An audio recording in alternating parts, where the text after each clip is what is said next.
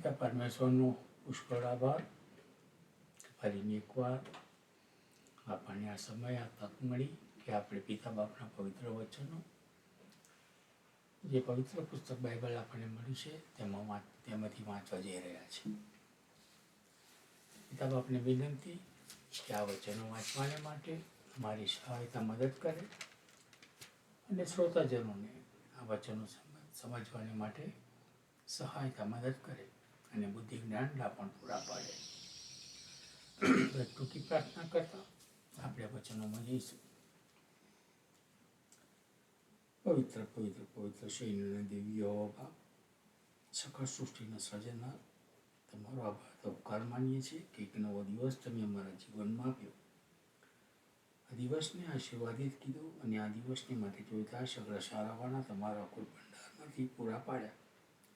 આ તમામ બાબતોને યાદ કરીને પિતા બાપ અમે તમારો આભાર તો ઉપકાર માનીએ છીએ અને તમને ધન્યવાદ આપીએ છીએ બાપ. વિશેષ આ સમયે આગળ આ તક મળી કે અમે તમારા પવિત્ર વચનોનું વાંચન કરી શકીએ, તેને માટે પણ તમારો આભાર તો ઉપકાર માનીએ છીએ. જે વચનો અમે વાંચવા જઈ રહ્યા છીએ એ વચનોને વાંચનને માટે પિતા બાપ અમે તમારી સહાયતા મદદ માંગી લઈએ છીએ. એ વચનોને આશીર્વાદિત કરજો. ઘણા લોકો સુધી એ વચનો પહોંચે અને કોઈ એકાત્મા જીતાય, તેને માટે પણ તમારી કૃપા થવા દેજો. વચનો સાંભળનાર સગળા શ્રોતાજનોને પણ તમારા આશીષથી વિસ્તૃત કરજો બાપ. મારી વિનંતી તમારા પુત્ર ઈસુ મસીહના નામમાં તમારી સમક્ષ લાવીએ છીએ. સાંભળો તેનો સ્વીકાર કરો પિતા. આમીન. આમીન.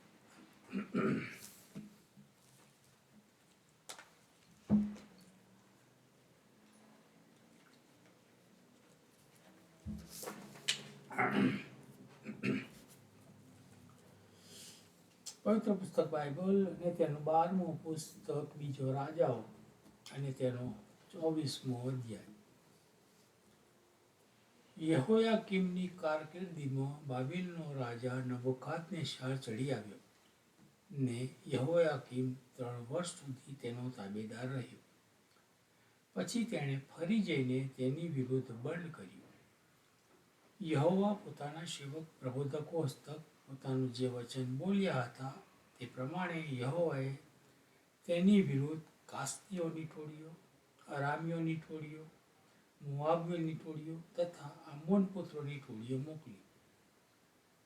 તેમણે તે યહૂદિયાની વિરુદ્ધ તેનો નાશ કરવા માટે મોકલી.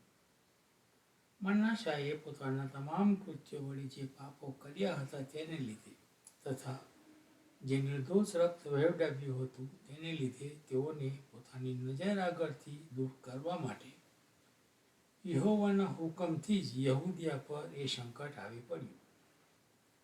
કેમ કે જે નિર્દોષ રક્તથી તેણે યરૂશાલેમને ભરી દીધું હતું એની ક્ષમા કરવા યહોવા રાજી નહોતા. હવે યહોયાકીમના બાકીના કૃત્યો તથા તેણે જે કર્યું તે સર્વ યહૂદિયાના રાજાઓના કાળ વૃત્તાંતના પુસ્તકમાં લખેલા નથી શું? એમ યહોયાકીમ પોતાના પિતૃઓ સાથે ઊંઘી ગયો અને તેના દીકરા યહોયાખીને તેની જગ્યાએ રાજ કર્યું.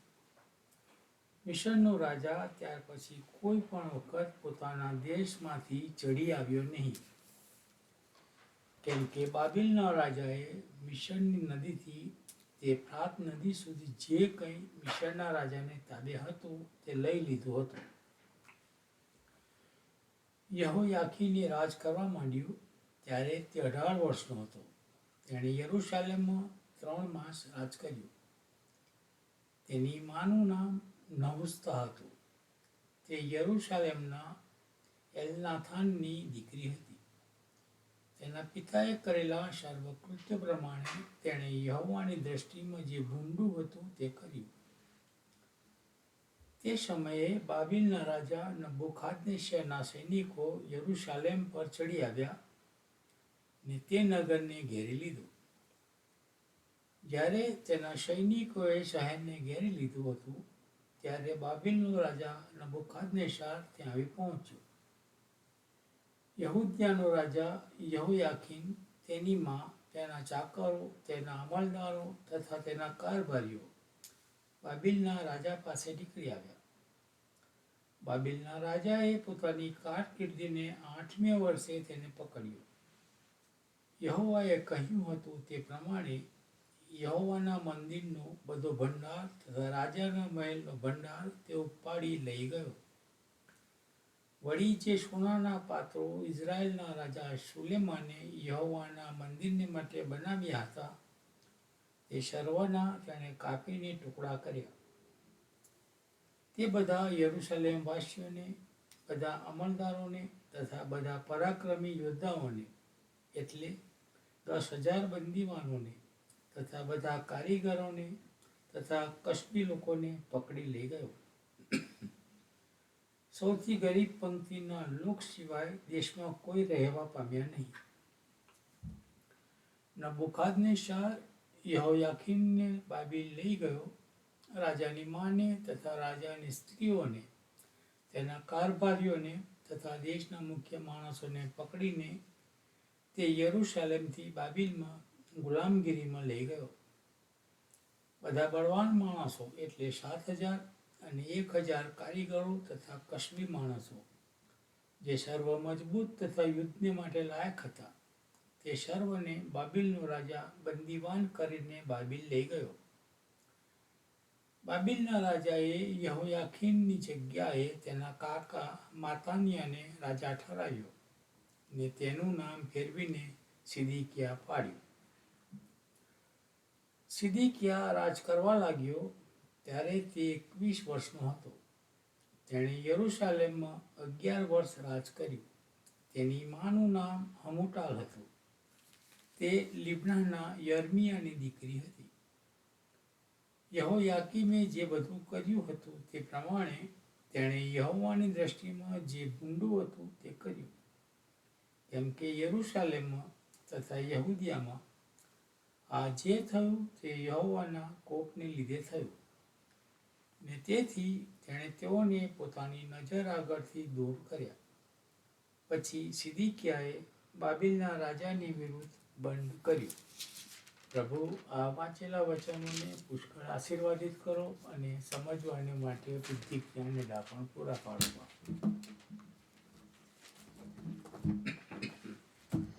પ્રાર્થના કરીએ. હે અમારા પ્રેમાળ પરમેશ્વર પિતા, રાજાઓના રાજાની, પ્રભુઓના પ્રભુ, અમે તમારો ધન્યવાદ કરીએ છીએ બાપ, કે તમે અત્યાર સુધી અમને સાચવ્યા, સંભાળ્યા પ્રભુ. અમારા જીવનમાં સુંદર નવીન દિવસ આપ્યો સરળ માટે પ્રભુ પિતા, અમે તમારો પુષ્કળ આભાર ઉપકાર માનીએ છીએ. હા પ્રભુ પિતા, તમે જન્મથી અત્યાર સુધી અમને સાચવ્યા, સંભાળ્યા, દોરો છો, ચલાવો છો પ્રભુ. પુષ્કળ આશીષ અને કૃપા આપી છે. બાળકો એમના બાળકો આપ્યા છે સરળ માટે પ્રભુ પિતા, અમે તમારો પુષ્કળ આભાર ઉપકાર માનીએ છીએ બાપ.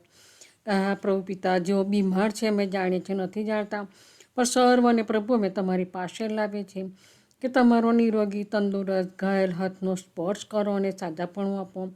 ડૉક્ટરોના હાથ તમે બનો, એમની દવાઓ અને ઇન્જેક્શન પર તમે આશીર્વાદિત કરો.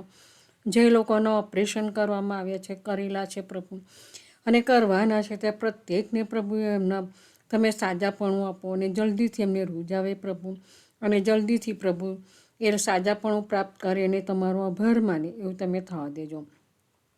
જે લોકોને ઘણી બધી મુશ્કેલી છે, પ્રશ્ન છે, વિટંબણાઓ છે પ્રભુ, ત્યારે સર્વનો પ્રશ્ન, વિટંબણાઓ, મુશ્કેલીઓ તમે દૂર કરજો.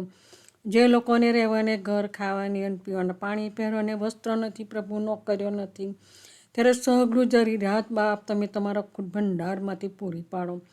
જે લોકો તમારાથી દૂર છે, ઘણે વેગળે છે પ્રભુ, તમને ઘણા લોકો ઓળખતા પણ નથી, ત્યારે બાપ તમને લોકો ઓળખે અને તમારી નજદીક આવે, તમારા વાડામાં આવે એવું તમે થવા દેજો.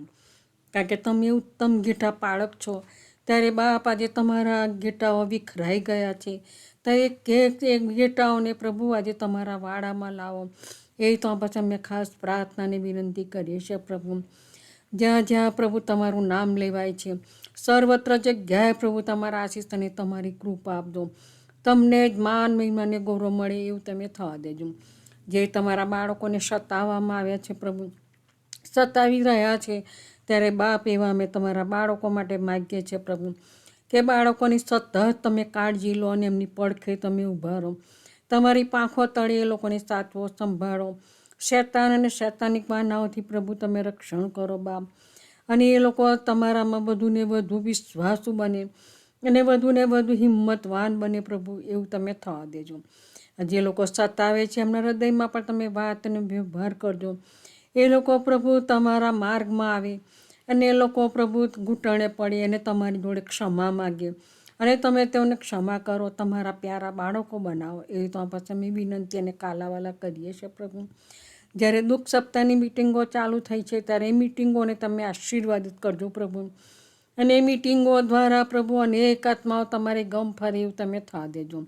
જે વક્તાઓ જે પ્રભુ તમારા વચનો લાવનાર છે પ્રભુ, ત્યારે એ વક્તાઓને પણ અમે તમારા હાથમાં સોંપીએ છીએ પ્રભુ, કે એમના મુખની વાણી તમે બનજો અને એ દ્વારા પ્રભુ અનેકના હૃદયો પ્રભુ આજે તમારી તરફ પડે એવું તમે થવા દેજો.